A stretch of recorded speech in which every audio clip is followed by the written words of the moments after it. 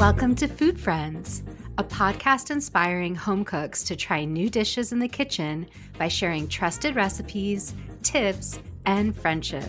Hi, I'm Sonia. And I'm Carrie. We met in Los Angeles over 15 years ago as personal chefs and haven't stopped talking about food since. We're so glad you're here.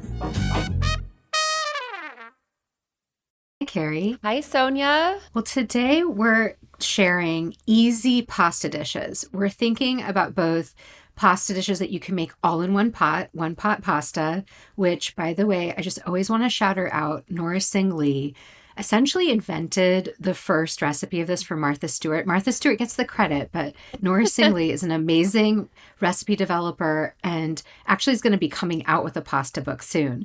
But we're going to talk about those kinds of pastas. We're also just going to talk about easy, quick pastas. We're really thinking about dishes that come together in about 30 minutes or less because we all need those and we all rely on them. We all need them. And I think I'm not sure about just like cooking all the pasta in the sauce. And so there are some of us that are more purists that want to cook their pasta separately in a pot of water.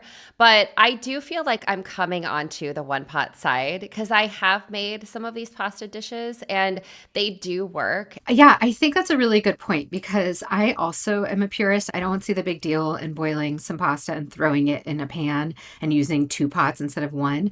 But there is something velvety that happens when you cook the pasta in the liquid or in the sauce that you're creating. So I'm really excited to hear what you've brought to the table. I know you have something comforting and delicious on deck. Well, Sonia, this will not surprise you at all. I want to start with Hamburger Helper.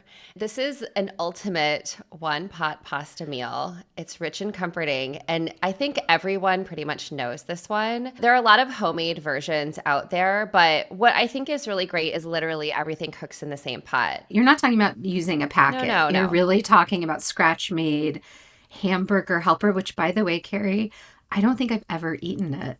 Are you serious? I don't think I've ever eaten any version of Hamburger Helper. Well, I think what I will say is that this was not something my mom really made because there's a lot of there's like seasonings in Hamburger Helper, and we ate really plainly when I was growing up, but I definitely had this at friends' houses. I think I would make this in college too. So this recipe that we're sharing is completely homemade, and what's great about making the homemade version is that you really control everything that goes into it, but there's lots of space to add different flavorings if you want. Get out a decent sized Dutch oven and brown an onion and a pound of ground beef. And for this recipe, I would really use a really lean ground beef because if you don't, you'll really have to drain off all that fat. And so I would just use like a 90, something that's very lean. And then you add to this one of our favorite unsung heroes of the pantry, tomato paste, and you stir in your tomato paste and give it a couple of minutes to caramelize. And then you can stir in your garlic powder and your chili powder. Again, I feel like these ingredients are in most people's pantries. And then if you wanted to get creative, you could add something like a smoky paprika or some chili flakes if you wanted a little bit of heat. You stir in beef broth. You could do chicken if you wanted to, but I think the beef broth adds a nice umami flavor, especially if you're using ground beef. And then you add your elbow macaroni, which is the classic shape. But again, if you wanted to add a different shape of very small pasta, and you cook it with the beef broth and the ground beef that you've already cooked. And it starts to tighten up because the pasta will soak up all of that delicious beef broth flavor. And if it starts to get a little bit dry, you can always add a little bit of water. But again, this is a great recipe that will work. And then you stir in grated cheddar at the end to give it that creaminess. Some people like to add a little bit of milk if they want more creaminess or tang, or a little bit of cream if you want to add richness. This recipe is the classic as it is. I think as a home cook, I would also maybe add more veggies at the beginning. I would even add garlic to my onions. I would maybe add the green pepper, or you could add grated zucchini if it was the summer. You could wilt in some spinach, baby spinach at the end. I think this is such a comforting dish for anyone, and especially kids. It's like a cheeseburger and pasta form. And it's Interesting that you brought it up. First of all, I think tomato paste is going to show up in a couple recipes today because it is this helpful way to build a sauce quickly in a pan and that time to caramelize it. I really love the directions when a recipe tells you want the paste to get a few shades darker because I Yes. think that's a really good clue of knowing you've cooked your tomato paste long enough. But the first dish I want to share is also sort of a nostalgic American classic, which is a homemade version of SpaghettiOs, Oh my essentially. gosh. And the reason I want to share this is because my husband loves SpaghettiOs. We never have it in our house. I think there was one time where our friend John came to visit, and both he and my husband share this love of SpaghettiOs. They went to Trader Joe's and they got cans of SpaghettiOs, the Trader Joe's brand, and they made it. And I was like, I can't eat that. That just doesn't sound good to me. I know that a lot of people grow up with it. It's nostalgic. It just wasn't for me. And it's a little sweet and a little tangy. But there's a homemade version that I have to make for him because this really speaks to me. And it's so similar to what you just described, but because I'm someone who won't combine cheese and meat together in a dish, it gives me kind of a vegetarian version of something equally sort of comforting, which is you start the same, you saute your onion. In this case, there's also garlic. And actually, the recipe calls for rosemary, which I think is Oh, I interesting. love that. Yeah, maybe that it's because it adds that kind of like je ne sais quoi to the sauce. I don't know. And then you saute your tomato paste after the onions and garlic are sauteed, and you get that a few shades darker. And then you add a combination of stock, and it could be veggie stock, it could be chicken stock if you don't care about vegetarian or not, and half and half. So you're doing a combination of something creamy and a combination of something flavorful, liquid. Also, you add paprika, chili powder, and cayenne if you want a little heat. And again, that's sort of similar to what you had. You had a little Yeah. paprika, you had a little chili powder. You add in your pasta, and you can find O-shaped pasta. That does exist.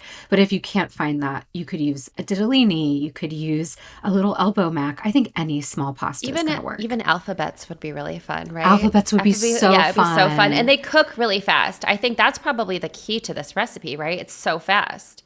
Yeah, it's pretty fast. Exactly. So you bring that liquid to a boil, you add your pasta, whatever it is, you simmer. It tells you to stir occasionally, so you don't want that to stick on the bottom. And then, take it out of the pan and top it with grated parm.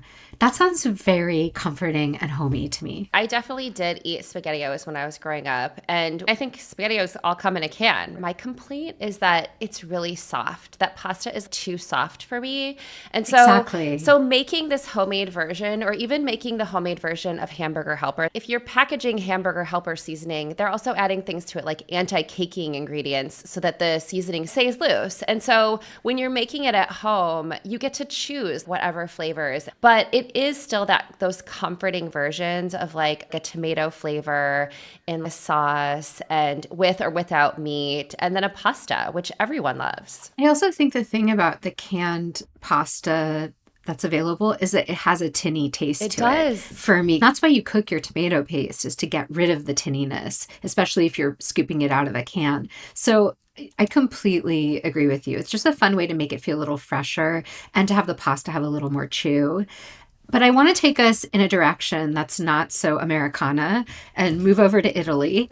And I think one of the all-time great one-pot pasta dishes is pasta e ceci, which is basically pasta and chickpeas. It's a classic Italian dish, but it really can all be made in one pot. And I think it's one of those recipes that benefits from cooking the pasta in the same thing as everything else is going on.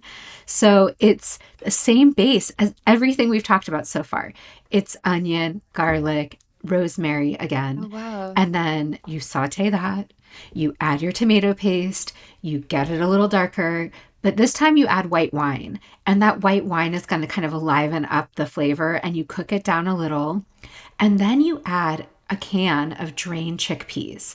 And one of the great notes in this is to smash about a third of the chickpeas in the pan with your spoon. And that's going to release their starch and start to make a sauce. So you'll have whole chickpeas, and then you'll have the creaminess of smashed chickpeas. You add in your vegetable broth, or I think you could do even water if you didn't have vegetable Yeah. broth, or you could do chicken broth if you, again, didn't want it to be vegetarian. And then specifically, what's traditional is a ditalini, like those little mini Like tubes. tiny, tiny pasta bites. Again, it's a very small pasta, so it's also going to cook faster. I think if you really couldn't find tortellini for this, I would choose those mini shells. You want something that's the size of the chickpea, and that's Yes. part of the presentation. It's part of the mouthfeel that's so nice. And then you're just adding that into the liquid that you brought to boil. You're simmering it till the pasta's cooked, whatever the package says. And then top it with Parmesan, a good drizzle of olive oil, some fresh basil if you'd like.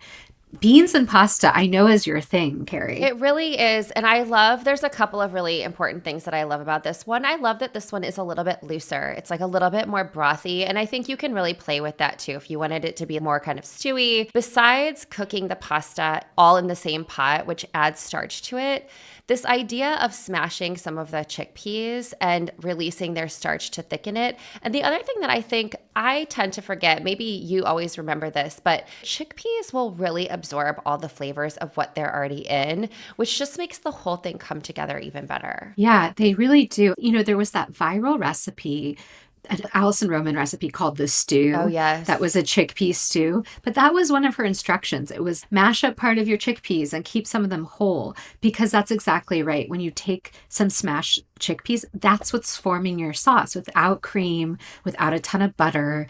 The beans do all the work, which I Yeah. think is so fun. Yeah, that richness is really, really special. So, Sonia, I'm going to take us in a totally different direction.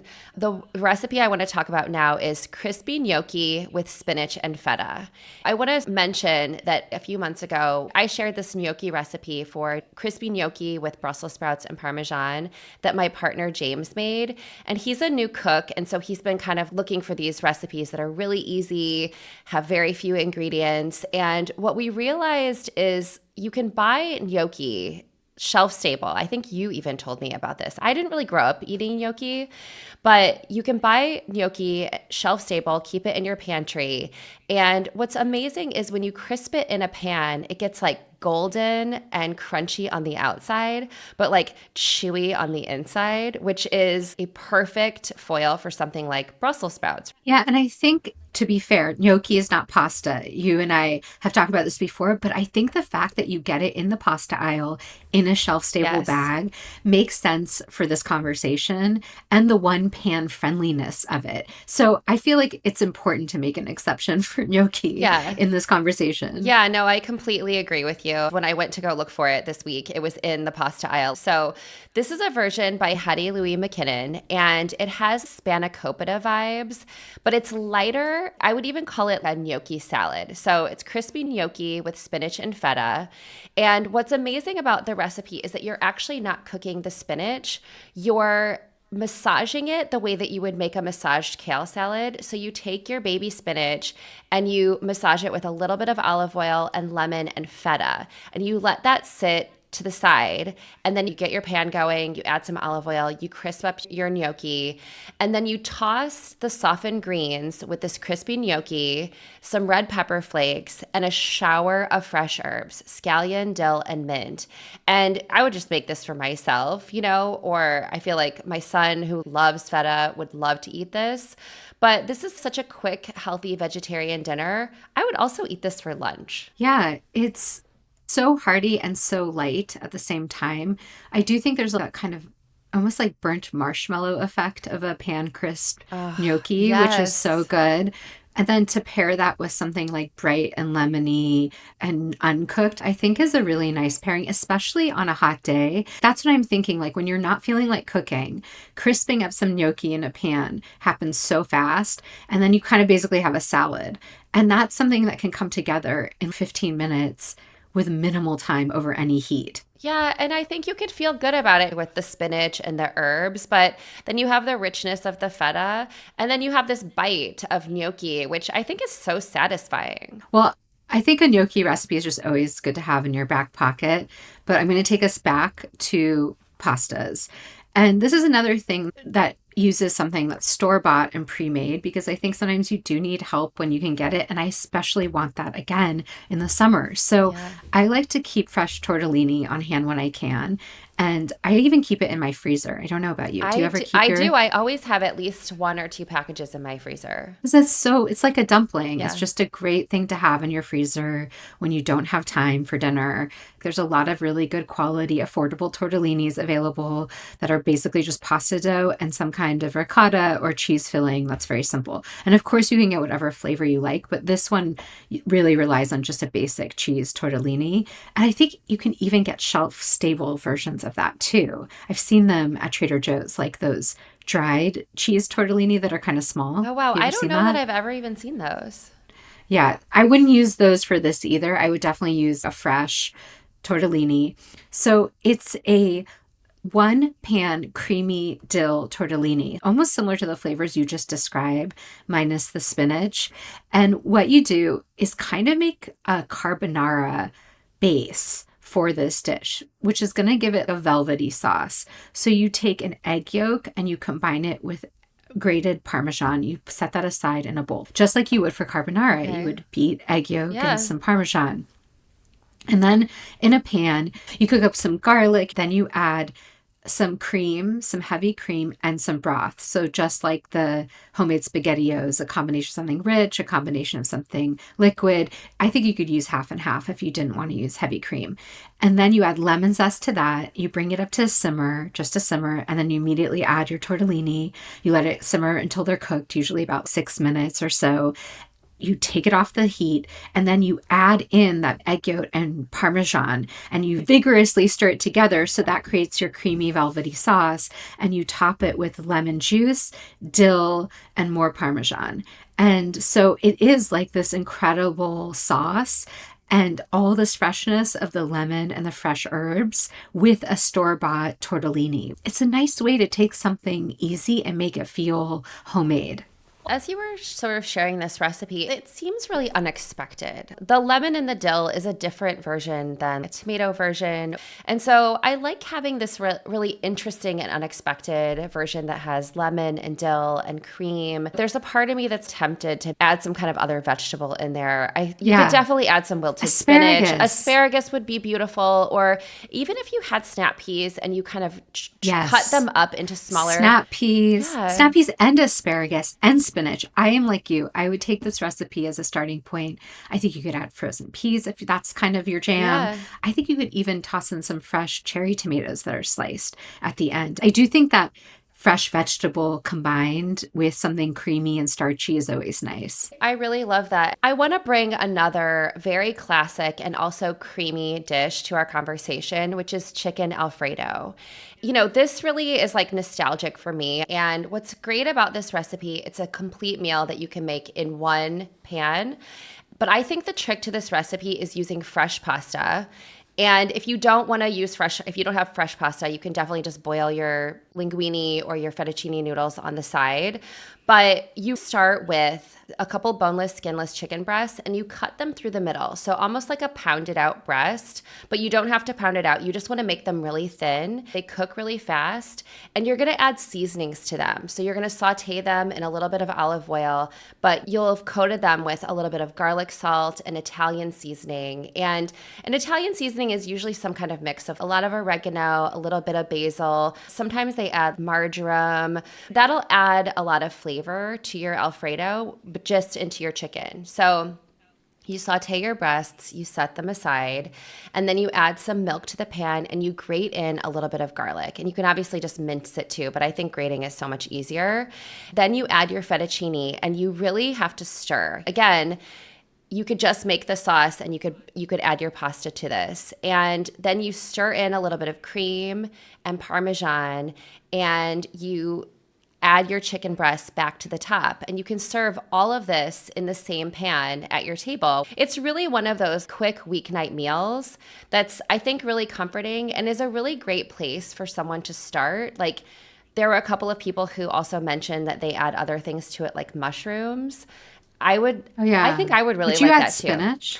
I think you could definitely add spinach to the end if you had it. My mind kind of went into the Cajun pasta direction. So you could start with mushrooms, onions, peppers, and then pull those out and cook your chicken breasts and then add all of that back in and add some Cajun seasonings. I would maybe do that too. I have also never made Alfredo at home. I know I've made Alfredo for work.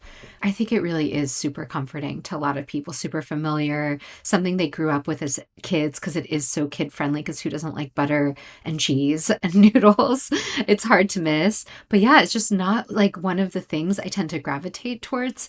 But what I love about everything you described is the one pan friendliness of this. And I feel like that just gives you a framework to modify it. So I wouldn't do chicken and cream, but I love this idea of peppers and onions. I love your idea of Cajun spice. I actually would genuinely try that. That sounds so good to me. When I started eating out, this is a dish that I would order at a restaurant, but I never thought of it as a one pot meal. Yes, it's so good for kids, especially if you need to feed a big crowd and you need something that's easy and there's a lot of different ages. This kind of dish is so friendly for that. So, when it starts to get hot out, I don't do that well with the heat. I'm a very sensitive to heat You person. are. I'm weirdly like one of those people who loves winter. I think it's something to do with my Slavic heritage. I don't know. And it was the hardest part of living in LA for me, honestly. Everyone's like, I love the weather. I'm like, it's too hot for me. So I'm always looking for recipes that, again, minimize the heat in the middle of hotter days or even warmer days in the spring. And I, for years, have been doing versions of some kind of no cook tomato sauce with my pasta. And I found a recipe that's really similar to what I do. There's a couple tips that is more than just like slicing some tomatoes and tossing them with pasta, which obviously you could do.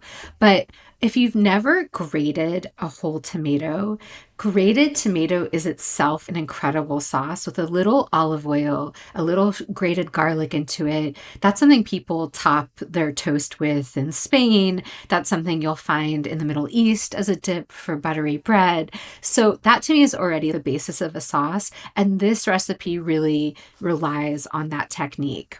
So you get two big beefsteak tomatoes. You cut them in half, you grate them, and then you toss the skins or do whatever you want with the skins. But then you also take cherry tomatoes and you slice those in half and you grate some garlic and you combine all this with salt and pepper and you let it sit for 30 minutes. And they tell you that. And of course, while it's sitting for 30 minutes, towards the end of that time, you can start making your pasta. But that sitting for 30 minutes is going to make it a sauce. So it's inactive time. I think you could have it sit for longer too. I think it could sit for a good hour or for 2 hours. And then you bring your pasta, your water to boil at whatever pasta shape you desire. And you cook your pasta, you drain it, and then you add it to the bowl with this no cook sauce, with this tomatoey sauce. You also add in some butter, some freshly chopped basil, and some Parmesan, and you toss that all together. And it's just a delightful, fresh take on a tomato sauce. Sonia, I'm so glad you brought this recipe to our conversation because it has been a long time since I made a no-cook tomato sauce. I did this when I was a chef and people would lose their minds. Like, why is this so good? It's such an unexpected and exciting flavor, especially in the summer when the tomatoes are outrageous. But what I love is that this recipe offers the cherry tomatoes. I think that's really interesting. And I also find it's so interesting when you cut a big beefsteak tomato and you're like, wait, I'm going to grate it on a grater. And then somehow the skin just kind of it falls off. It works. I don't understand how it works, but it just works. And you're sort of left with the skin and you have all the grated inside of the tomato. And it's so sweet. I love the addition of butter because, as we know, tomato and butter are like this match made in heaven. And just that little bit of richness tempers the acidity of the tomatoes. Yeah. Yeah, it's true. When you grate the tomato, the skin will protect your hands somehow Yes. magically, and you'll get all the tomato off of it. You want to do it in a bowl so you collect every bit of juice. You're not doing this on your cutting board. And grated tomato with a little freshly grated garlic that you take on a microplane or Just like finely one grated. clove. Like you Just don't one need clove. much. Yeah. No, and good olive oil. This is where you want to get your good stuff that you wouldn't use on high heat. That I could like eat that with a spoon. It's kind of like summer in a bowl. Well, Sonia, I have a really fun last recipe to share with you. I feel like you're either going to really love it or really hate it, but I'm super intrigued by it. And it is a lemon hummus pasta. Have you ever heard of this? I saw this on the New York Times. And I was immediately like, bleh, do not want this. But then I was watching TikTok and there was this creator on there who was talking about her favorite New York Times cooking recipes. And she was saying this lemon hummus pasta is amazing. And she has a little kid, a boy, and he loves hummus. And so it's like an easy sell. And I was thinking, you know what? At the end of the day, this is beans and pasta, which I know I do love. Yes. So I want to hear more about it because I'm trying to be open-minded. Well, I have to say, I am fully sold. I cannot wait to make this recipe. What I love about it is that you can either use spaghetti or bucatini. I think bucatini is such a fun shape, so I think I would use the bucatini. And what I love is that the sauce is really creamy. Obviously, hummus is this very creamy dip. And so what you do is you get your pot of water boiling and you start to cook your pasta. You saute some garlic and shallot in olive oil. And once your pasta is done, you save a cup of your starchy pasta water, add the pasta to the pan, you add a container of hummus, right? So, I want to shout out store-bought hummus. And there's that brand that you turned me onto called Little Sesame. I don't understand how their hummus is so good because I think most packaged hummus is not that good. I love Little Sesame. I think it truly is the best available in stores. Usually you can find it at Whole Foods. I'm sure it's other places, but it just tastes fresh instead of stale. And it doesn't seem to have a lot of weird oils. No, it just has like fresh lemon juice in it. It's Yeah. just, it doesn't have any weird ingredients in it at all. So you've got your pan, you've got a little bit of garlic, a little bit of shallot. You've added your cooked pasta to it. You've added your hummus and you start to thin it out with the pasta water to loosen it up. And once it kind of gets loose and creamy, you add some lemon juice, you add a little bit more olive oil, you can add some herbs and a little bit of sesame seeds. It's such a simple pasta, right? And I think this is a really blank canvas to add other things. So I wanted to share a couple of the comments that I read for this recipe, which I really loved. It said, "This recipe really impressed me. So easy, quick, and good." And then someone else said, "I've been putting hummus on my pasta for years. A great quick survival food meal when I don't feel like cooking." And I was like, done and done. My son, who is 9, loves hummus, loves pasta. This just feels like an absolute win. Yeah, it makes sense. The title threw me, but then if you take a closer look, you might find that there's actually something good there. I don't know that I'm going to make it ever, Carrie, but I know that you are. I'm going to make And it. so I'll report back. I know you'll probably make it this week. So I can't wait to hear about it. You definitely will have to share the results. And I mean, this is just great as a starting point to think about all the pasta dishes that can be put together super easy because there are just those nights when I need something simple and fast. I agree. And we will link all the recipes in our show notes, but we also release all the recipe links through our Substack, which you can subscribe to. It's free. And each Sunday, we also share an original salad recipe. You can find the link to subscribe to our Substack in our show notes and some other links to how to reach us and contact us or to give us a call on our hotline where we'll answer your cooking questions. Yeah, it's all next time. Bye. Bye. Thanks for being our food friend. If you enjoyed our podcast, please subscribe, leave us a review, and share this episode with friends. We love hearing from you, so follow us on Instagram or drop us a line at foodfriendspodcast.com. Yes, we'd love to hear from you and your food friends. Happy cooking and eating.